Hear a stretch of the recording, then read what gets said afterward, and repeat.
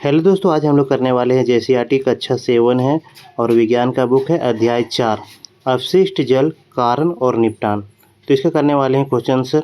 Video में आए हैं तो वीडियो को लाइक और सब्सक्राइब करना ना भूलें। तो सबसे पहले हम लोग करते हैं रिक्त स्थान की पूर्ति कीजिए। तो पहला में बोल रहा है कि नालियाँ डैश और डैश के द्वारा अवरुद्ध हो जाते हैं। तो इसमें लिखिएगा कार्बनिक और अकार्बनिक अशुद्धियों।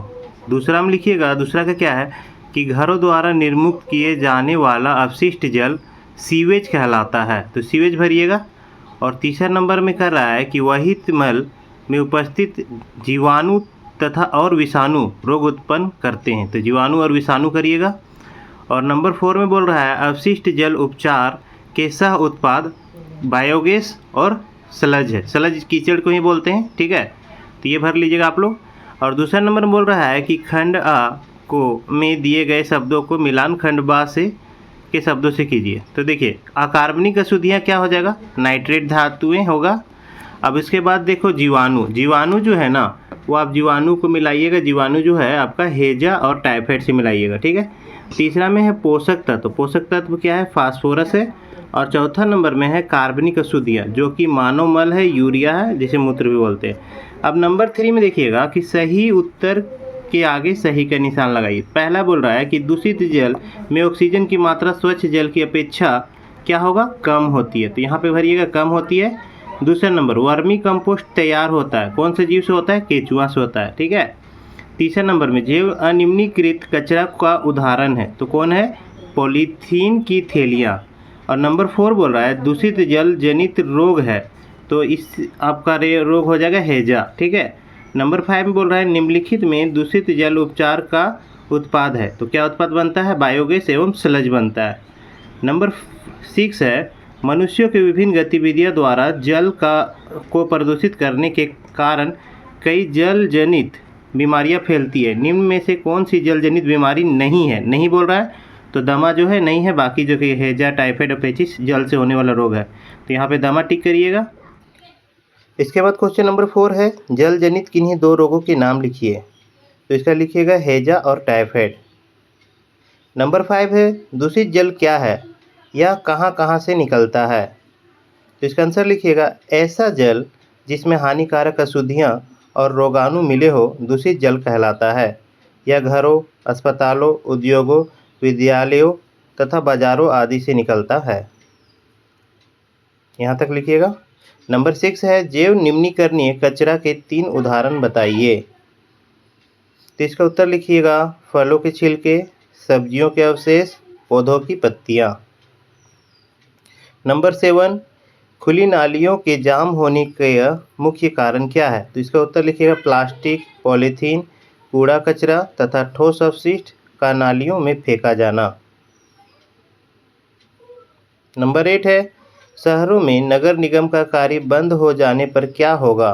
तो उत्तर लिखिएगा कूड़ा करकट जमा होगा, नालियाँ जाम होगी, गंदगी फैलेगी तथा जल जनित रोग बढ़ेंगे।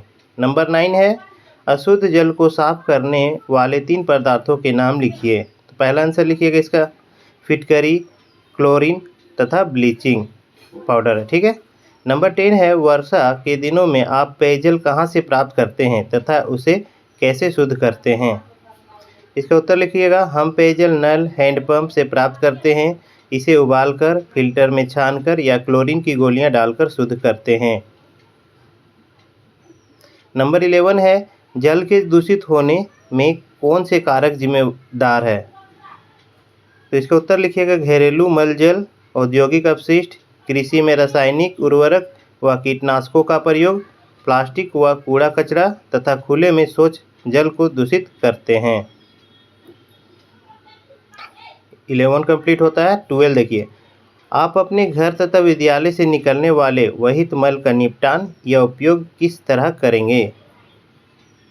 तो इसका उत्तर लिखिएगा वहित मल को सीवर या सेप्टिक टैंक में भेजकर उसका उपचार कराया जाएगा। उपचार के बाद प्राप्त जल का सिंचाई में तथा स्लज के खाद के रूप में उपयोग किया जा सकता है। 12 कंप्लीट हुआ। 13 प्लास्टिक का उपयोग आज हर जगह खाद्य सामग्री रखने में किया जाता है। उपयोग के बाद इसका सही निपटान कैसे कर सकते हैं। इसका उत्तर लिखिएगा प्लास्टिक को इधर उधर नहीं फेंकना चाहिए, उसे अलग डस्टबिन में डालकर पुनर्चक्रण यानी कि रिसाइकलिंग के लिए भेजना चाहिए। नंबर 14 है वहित मल का सही निपटान क्यों आवश्यक है।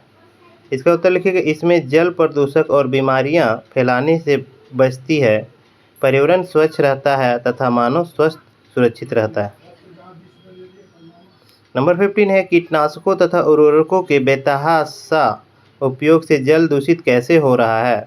उत्तर लिखिएगा वर्षा या सिंचाई के पानी के साथ ये रसायन बहकर नदियों, तालाबों और भूजल में मिल जाते हैं, जिससे जल प्रदूषित हो जाता है। नंबर 16 है जैविक खाद किस तरह रासायनिक खाद से बेहतर है। तो इसका उत्तर लिखिएगा जैविक खाद पर्यावरण के अनुकूल होती है, मिट्टी की उर्वरकता बढ़ाती है और जल को प्रदूषित नहीं करती। नंबर 17 है खुले में शौच क्यों नहीं करना चाहिए। इसका उत्तर है इससे जल स्रोत दूषित होते हैं, गंदगी फैलती है तथा हैजा, टाइफाइड और पेचिश जैसी बीमारियां फैलती है।